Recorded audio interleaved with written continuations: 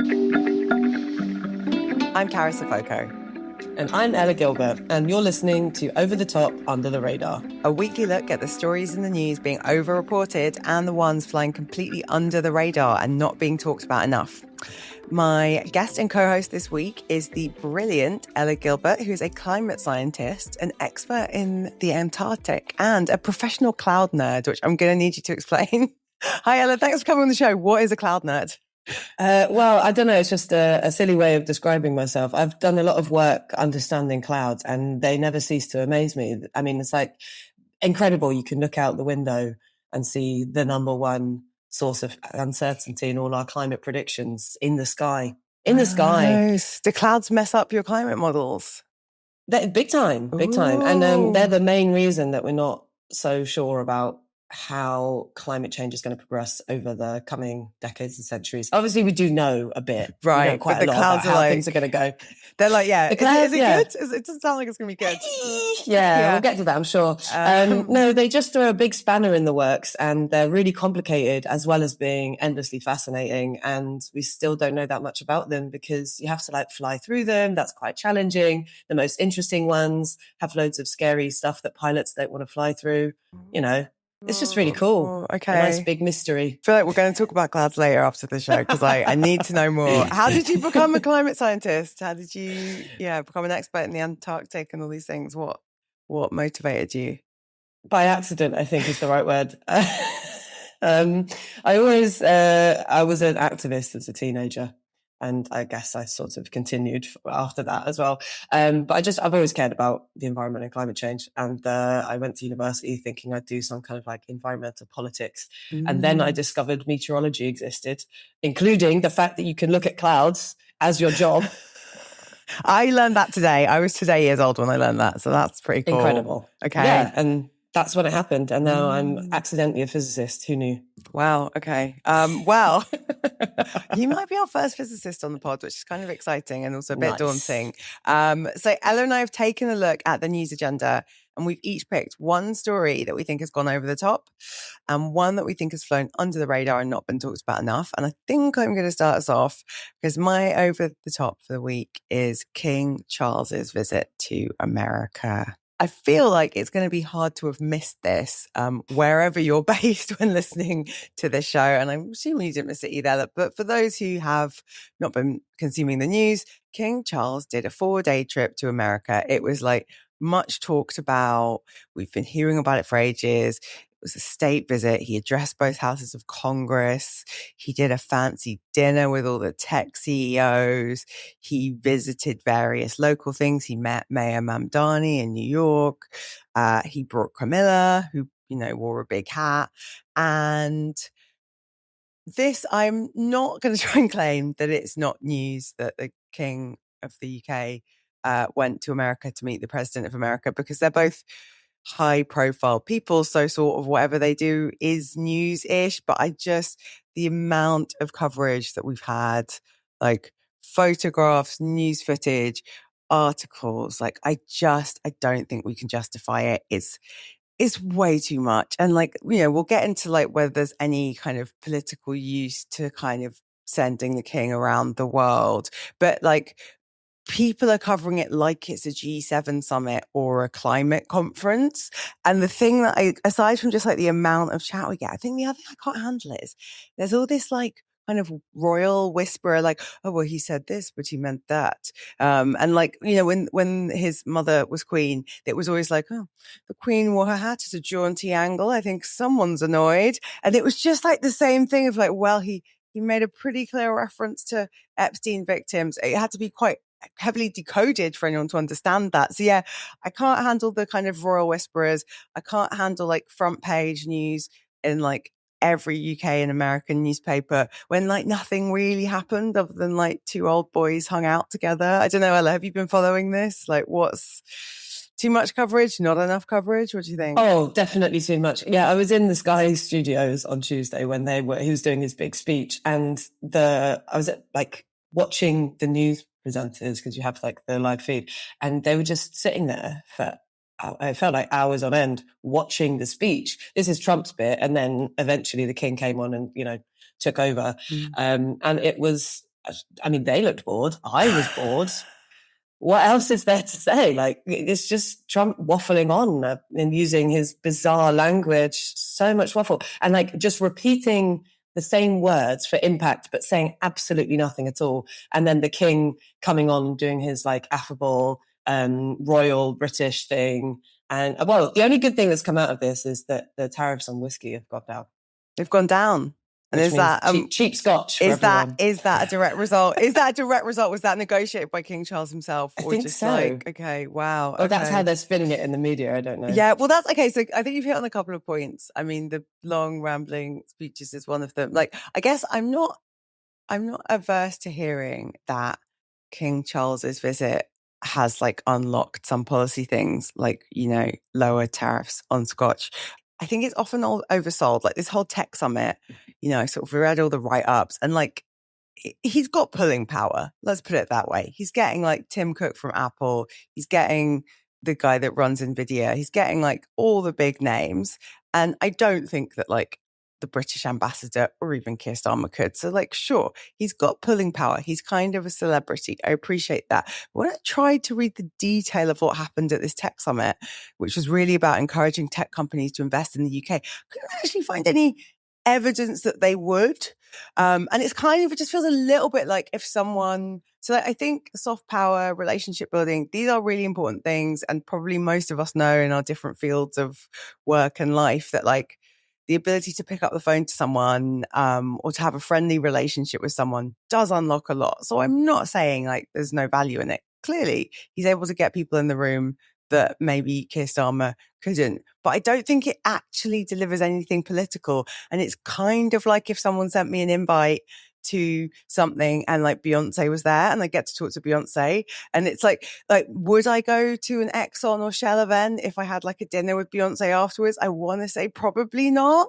But like, might I go to that dinner to meet Beyonce? Would that change how I feel about those oil companies? Not really. Like, so I just think there's like a little bit of, I need more proof that this actually delivers stuff other than like Trump feeling good. Like Trump definitely enjoyed it. I'm sure he did. Fine old time. Made a lot of weird comments about how his mum fancied Prince Charles. Yeah, strange. It's a weird energy, isn't it? To be like, my dead mum, you know, she thought you were hot. Yeah, when you were younger. Yeah, it's all very weird. It is all very weird. And also just like, yeah, like you're saying, I was going to make the same point actually. Like, it's kind of like if Attenborough was invited somewhere, and I would love to meet Attenborough and like just hang out. Right. Like, he's the only royal I really care about, to be quite honest. And he's your king. He's my king. He's my king. Yeah, I love that. Go off, king. He's 100 next week. I know, it's his birthday next week. Very exciting. Honestly wild. So yeah, it's kind of like you just have a celebrity appearance to kind of whitewash a dinner or an event, and nothing will really happen. It's just that all the tech bros are really excited to meet the king, surely. Yeah, and I think it's like this maybe American fascination with Britishness and the history, which I feel like everyone's, you know, raving about Charles's speeches and how witty they were. And I'm sure they were, you know, he's a rich dude. He didn't write them though. Big team. No, I'm sure his like speechwriters are great. And, you know, but like the joke was kind of the same joke again and again of like, isn't the UK really old? Isn't America really young? Like, lol, you used to be part of the UK, not anymore, because it is the 250th anniversary of the Declaration of Independence. That is what the visit was for. So yeah, I feel like it's heavy on vibes. It's light on substance. I don't need the amount of media that I'm getting about it. And one thing I did want to say about the mechanics of that though, is like, this isn't just me being like a grumpy anti-royalist. This is also a little bit about how the media works, because Prince Charles will have either on his plane or in an accompanying plane a whole crew of journalists who go to America to cover this story, right? So it's sort of baked in that you get the coverage because all the royal correspondents are there and, you know, they're in like a little plane and they get to go on a trip to America. And so it's like the coverage is baked in because there's a group of people whose job it is to write about the royals that are flying to America. And I do think that like often sometimes that like, why is there so much media coverage about something? It's just because like, well, it's a lot of people's beat. and they're going on an all expenses paid trip to America. I mean, not that that's going to be that fun. I feel like the Bermuda stop off, Charles is, as we record this in Bermuda, I feel like that is a much better vibe. Huge thank you to Lucy and Christian, who became paying Patreon supporters this week. This podcast only exists because 354 people choose to pay for it each month. That's it. A few hundred people give a few pounds each on Patreon, and we get to make this show for thousands of you ad-free. I'll be honest, right now, the 354 people cover our basic production costs. We need more paying supporters so the podcast can continue to exist. If you like Over the Top, Under the Radar, and you want us to keep making it, please become a Patreon supporter today. As a member of our Patreon community, you get a bonus episode of the show every week. You get weekly behind-the-scenes newsletter, and you get access to the Over Under WhatsApp community, which is very lively, and it's where the conversation continues between shows. Patreon.com/Over the Top, Under the Radar. If you choose to support us, it means everyone can get the show every week ad-free, and you will be supporting independent left-wing media, not beholden to shareholders or billionaire owners. My over the top is the so-called super El Nino that is supposedly on the way. And it's not so much that it's been overblown, it's more just this framing. And I'm going to be pedantic scientist here because super El Nino is not a thing. And before we do any of that, I should probably explain what El Nino is. Yes, I was going to be like, just for those non-climate scientists listening, what is El Nino? Yeah, so El Nino is a weather pattern and it originates in the Pacific Ocean, but it has consequences all over the world. And it comes around every 5 to 7 years or so, but that can vary. It's related to the temperature of the ocean in the Pacific near the South American continent. And basically it kind of flip-flops between being a bit warmer than average, a bit cooler than average, and then just generally very average. When it's a bit warmer, it's known as El Nino, and it can have these like connections with weather all over the world. So it can cause like extreme rainfall on the west coast of the USA, for example. It can make Canada a bit drier and warmer than usual. It tends to suppress the amount of hurricanes you get in the Gulf of Mexico, for example, like all sorts of different impacts. And in Europe, it has a bunch of impacts. Australia gets impacted, kind of more droughts, less droughts, more floods, less floods, that kind of thing. God, it's really got quite a big reach, El Nino. It's global almost. Yeah, okay, no, wow. Honestly, it has impacts from the Arctic to the Antarctic and everywhere in between. So generally speaking, El Nino amplifies global temperatures very slightly, so by like a couple of tenths of a degree. So the last time we had one, a really strong one, was 2023 and 2024. And those were the hottest years on record, partly because of El Nino, but also mostly because of this whole climate change thing. So the thing about El Nino is that the media usually lose their minds about it. And whilst it is important as a weather phenomenon, and it can cause more heat, basically more intense extreme events, it's not guaranteed. And this framing of like, oh, El Nino's coming, it's really terrible. Sure, it happens regularly. What's really terrible is all the emissions we're splashing into the atmosphere and therefore driving up temperatures. Okay, so El Nino can kind of become this like excuse for like it becomes the baddie when like climate change is the baddie, basically. Yeah, it just kind of takes a little bit of like a distraction away, and then it's like appetite for all the deniers and conspiracy theories to come out of the woodwork and be like, see, it's just El Nino, it's a natural phenomenon, climate change isn't a thing. And also the idea that it's a super El Nino, just to get scientific, please pedantic, that isn't a thing. What we're seeing is there's an increased likelihood of a moderate, strong, or very strong El Nino, which is defined very specifically, and super is not in the list. It's not a thing. It's moderate. No, it's not a thing. Scientists, they hate superlatives. So it's moderate, strong, or very strong. And there's a reasonable chance that that's going to happen. It's going to emerge in June, July, or August this year, probably. And whilst a super El Nino, or a very strong El Nino, if we want to call it that, can increase the likelihood of things like extreme weather and higher temperatures, it doesn't guarantee it. It just makes it more likely to happen. And also the strength of an El Nino does not directly correlate with the strength of extreme events. So you can have a pretty weak El Nino and still have really extreme heat waves, for example. Or you can have a very strong El Nino and you can have actually not that many extreme events. Kind of depends when it is. Okay, so there's got quite a lot of in play, really. There's quite a lot of uncertainty. I mean, I'm going to be really honest. Hopefully this is a safe space, and say that before this conversation, I did think El Nino was just like a hurricane that just kept the same name every year. So I think that would indicate the level of awareness I'm bringing. But it's not. So basically it's a bit more complicated than that, because it's a phenomenon, but it can trigger all these different things. So this like super El Nino, do you have a sense of where that framing came from? Is it just something journalists are like, just because it makes it sound sexy?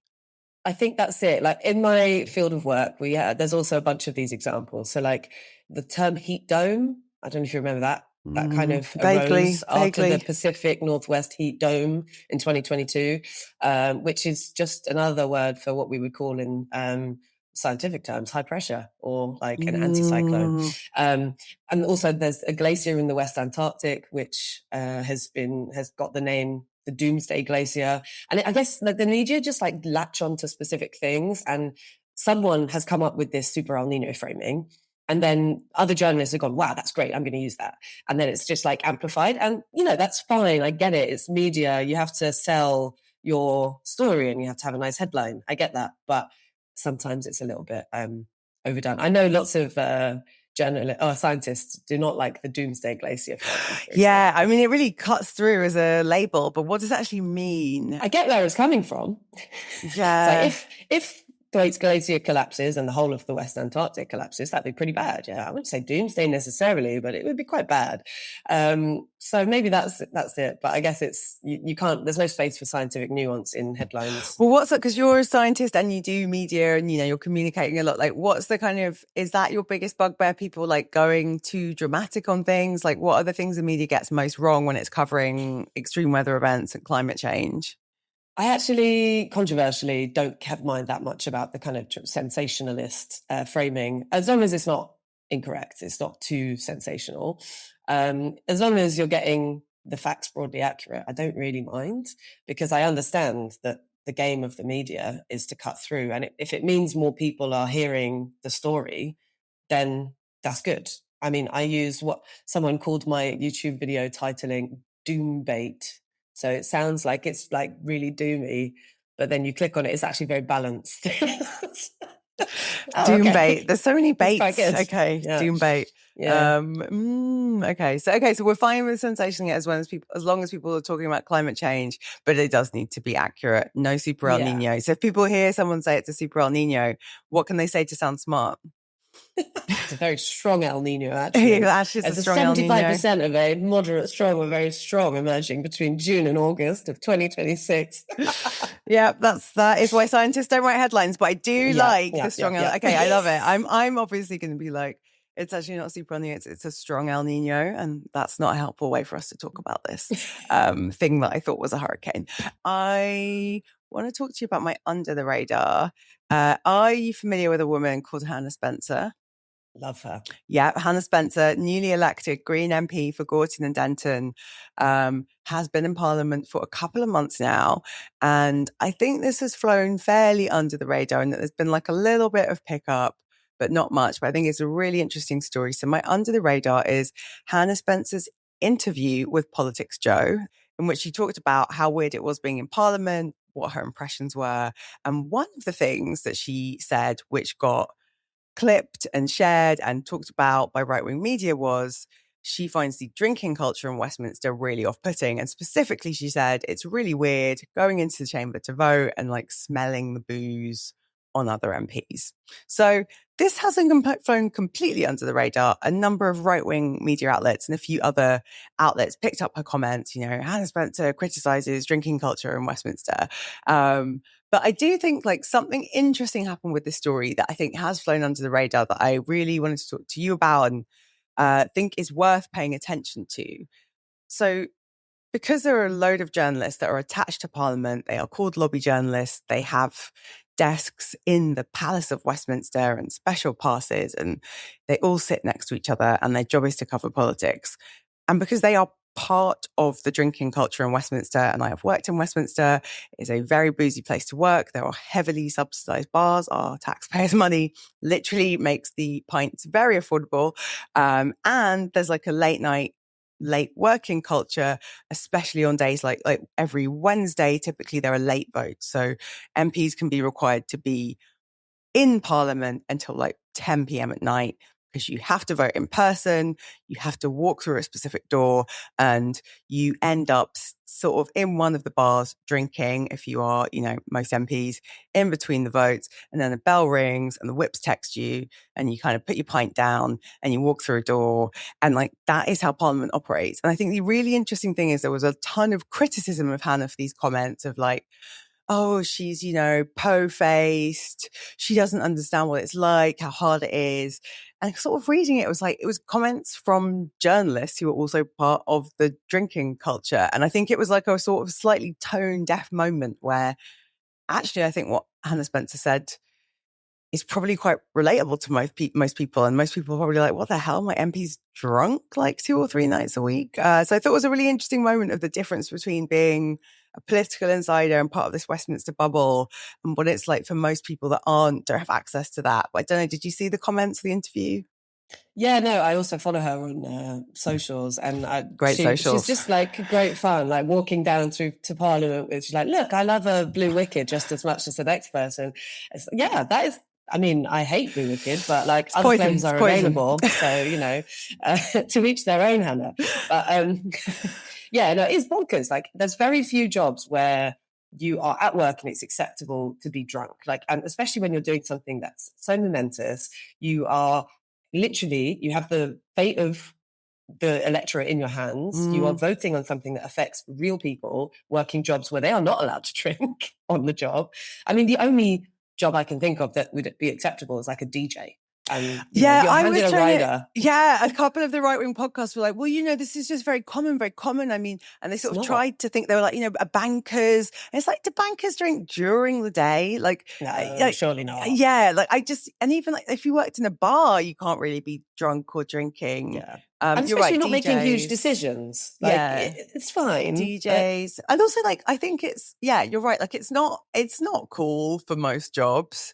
Maybe DJs, shout out to all my DJs out there listening. But like, it's not cool. But also, like, there's a kind of more serious point, which is that like Westminster is not a good place to work for a number of reasons. It has like a ton of cultural problems. Like, we've had the scandals about sexual harassment.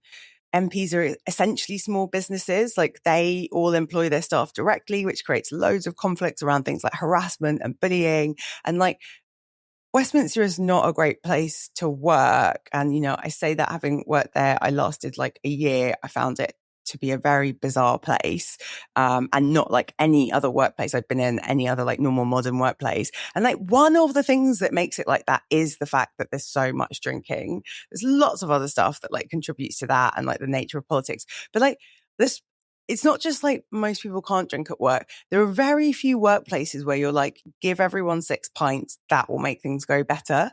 So it's just like, even if everyone in the UK was drinking at work, which they aren't, like, do we believe that makes things better? Does that help you? Would that help you to be a better climate scientist, to analyze clouds? I can't imagine it would. It's not a performance enhancer. Alcohol is not a performance enhancer. No, I mean, there's like a famous quote of like, the best science happens in the pub afterwards, but you're not getting absolutely hammered. It's just like the kind of the in-person, like schmoozing, networking, like let's hang out and like have a chat about something that's not science. And then next time we see each other at the conference, we'll be like, oh, you're a fun person to work with. Let me put you on my project proposal. See, like, it's this is like King Charles and Trump though. It is like networking. Yeah, okay, we do have to, like, I think you're right. Like, networking and kind of softer, like building human relationships with people is important. Soft power, baby. Whether a scientist or a politician or a monarch. So yeah, no, and I do get, I mean, the bit that I think is true is that often MPs, like, aside from the late working, like lots of MPs don't live in London, right? So they come down to London some of them do, but they come down to London for 3 or 4 nights a week. They've got this weird life where they're split between 2 places. And maybe their kids aren't at home. Their kids are back in their constituency and they're sort of stuck there, and like the pints are cheap and everyone's in the pub. Like, it's not, like, it's not a kind of like all politicians are evil and awful. It's just like, it's not a good ingredient for a healthy workplace. And yeah, surely there are other non-booze ways that people could bond and form relationships. And also, like, not everyone drinks. I know it's the UK, but like, not everyone drinks. And if you have a culture built around pubs, you sort of exclude or make it harder for the people that don't drink to participate. So yeah, I think the other thing is I watched the whole interview with Hannah Spencer, and the booze bit got picked up because it's, sensationalist, but there are a couple of other things she said that were also quite important. And I think this role she's playing of being someone who isn't a career politician and hasn't spent their whole life plotting to be prime minister, suddenly thrown into the world of politics and like being that sort of, that kind of, like fish out of water, disruptor, someone who's really coming in fresh with fresh eyes. I think it's really powerful. And I think it makes people who are part of that world and that system very uncomfortable, and they don't quite know how to place her. So they sort of criticize her or her clothes or how she shows up in what I would say is quite a sexist and classist way. So there were a couple of other things she said that were really important and interesting. So one is like how theatrical Parliament and the actual chamber and the House of Commons is, and how pre-prepared it is, and how everyone's yelling and heckling, and like how weird that is. And she talked about like, why is everyone spending all this time like preparing for this sort of performance?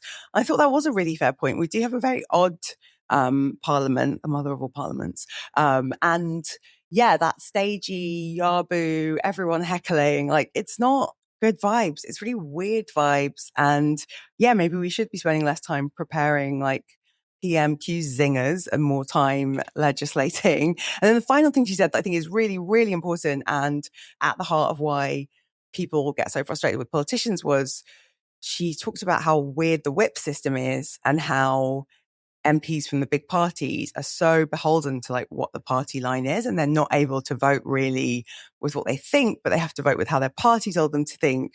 And obviously she's a Green MP, she's biased, but she's like, Zach Plansky can't tell me what to do. I have my own opinions. I'm allowed to disagree with him.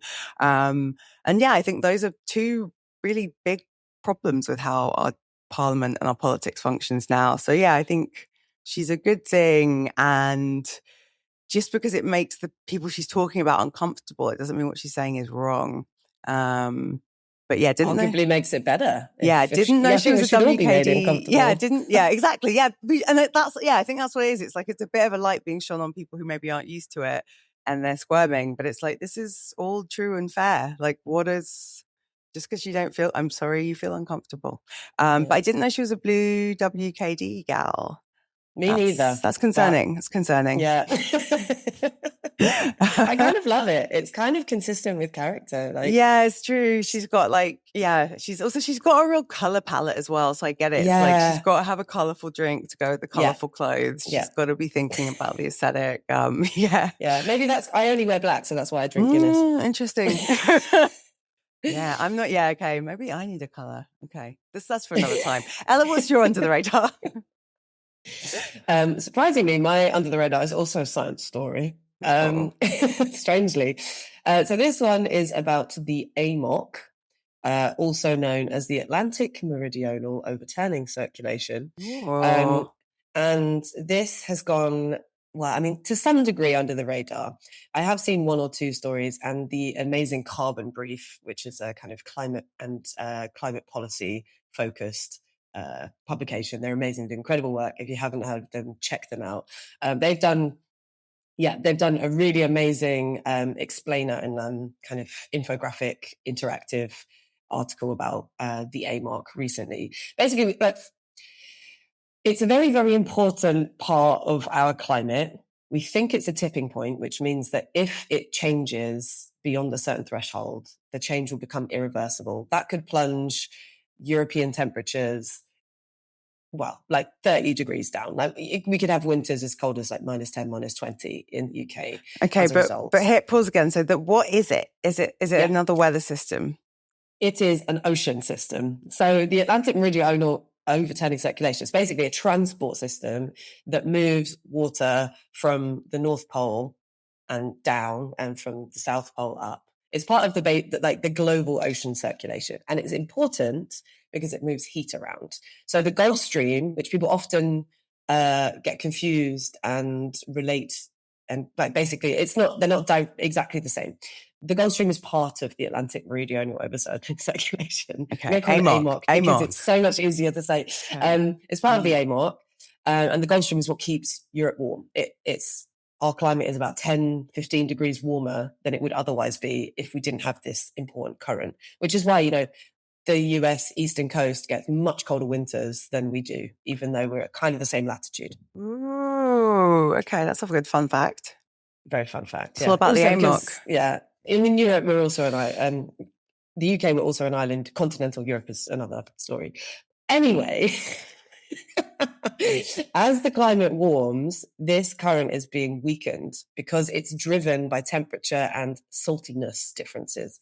So if you're chucking loads of fresh water into the ocean because we're melting Greenland and also separately Antarctica, but let's focus on Greenland.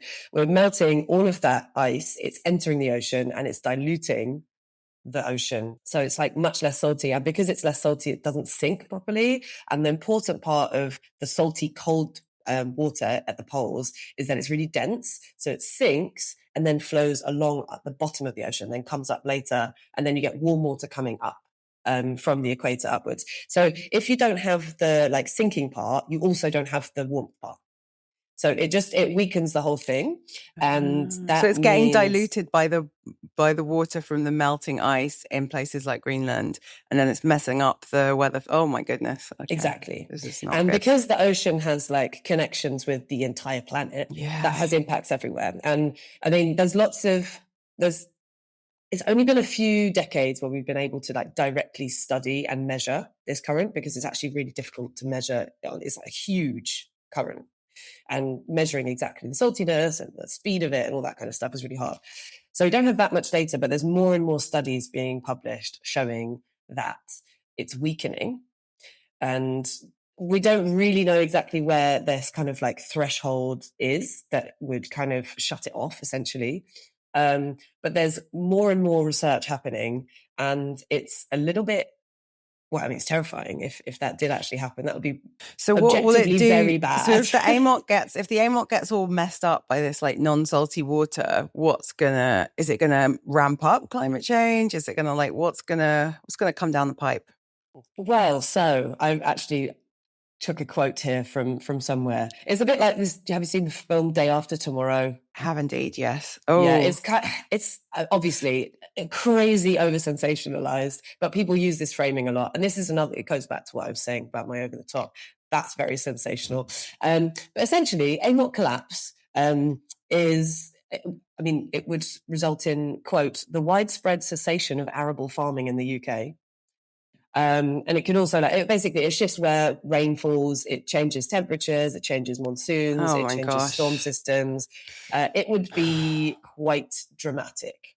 And most scientists have thought it's unlikely to happen in this century, but we don't know actually if that's true now. And we also don't know where that like line is, and we don't know how long over that line you have to be for it to collapse. Also, the word collapse is used quite a lot, but no one really has defined what that means. So yeah, there's a lot of uncertainty there. It's another worrying thing. How do you add it to the list? Yeah, I feel like, it's interesting because I think I'm finding this really interesting because I think for me, climate change is this one big thing that's happening, but it actually sounds like it's lots of different things, like what's going on in the ocean, like what's going on with like El Nino, so basically like wind and water, and it's like lots of different components. And actually, we have to understand all of those things individually to understand like what's going to happen. Is that right?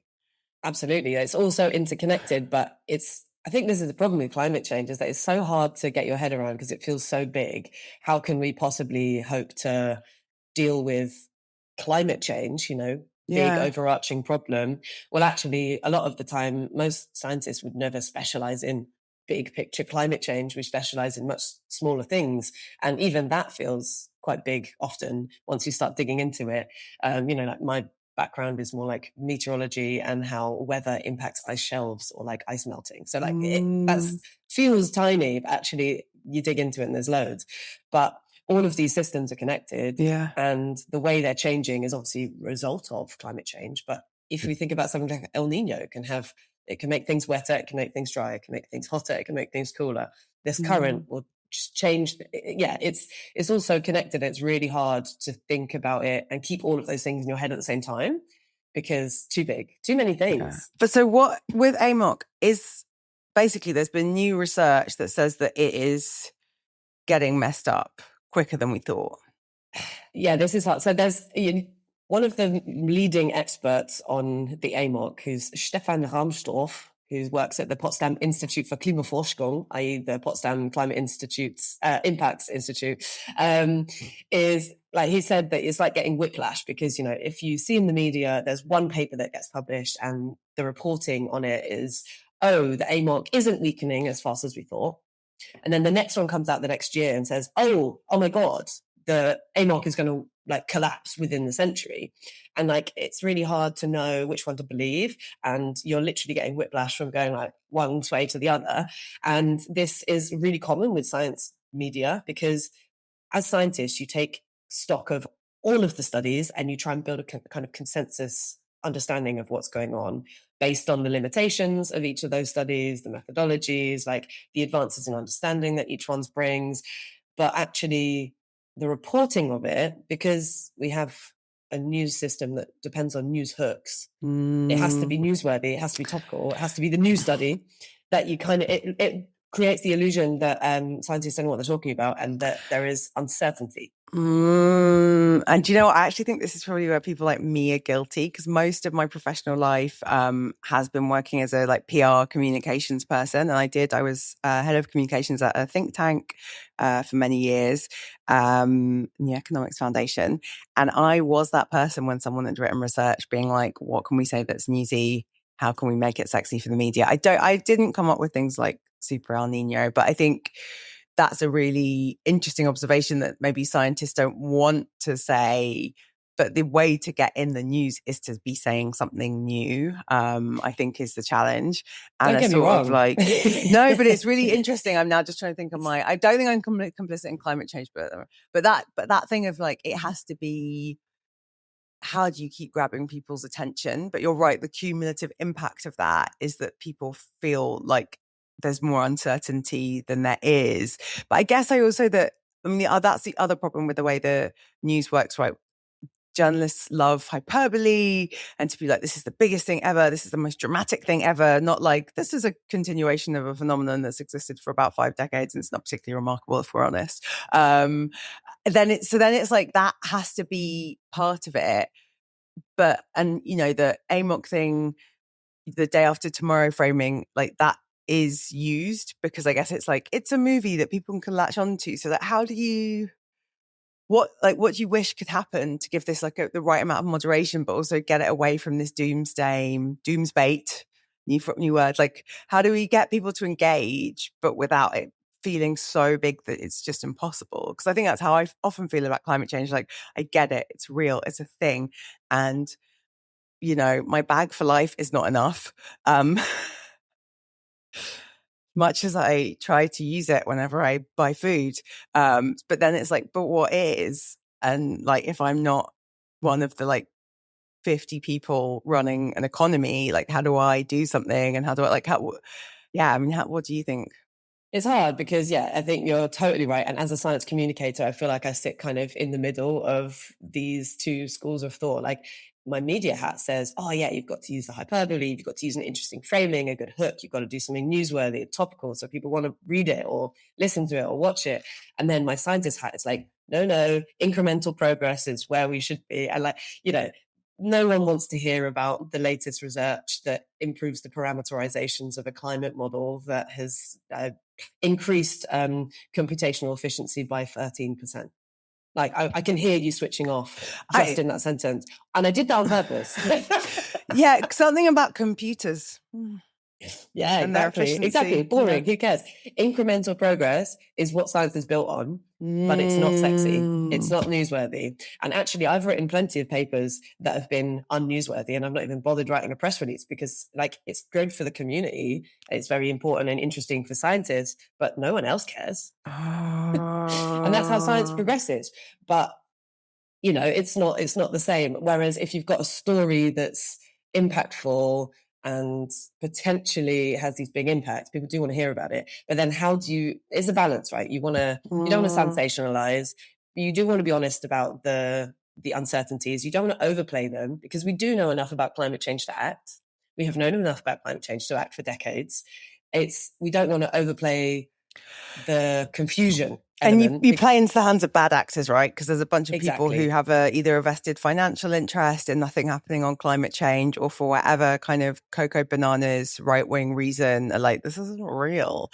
And so it's like anything that muddies the waters sort of empowers those guys, the like fossil fuel lobby, or the, you know, the earth is flat and climate change isn't real crew. I'm just conflating those two things. Yeah. No, I think that's fair. Like it's the same level of like nonsense. And basically the nuance, and as you said, like incrementalism, that is probably the hallmark of good science, just gives them ammunition to be like, so-called scientists, what are they even talking about? They're changing their mind every day. None of this makes sense. It's just a natural phenomenon.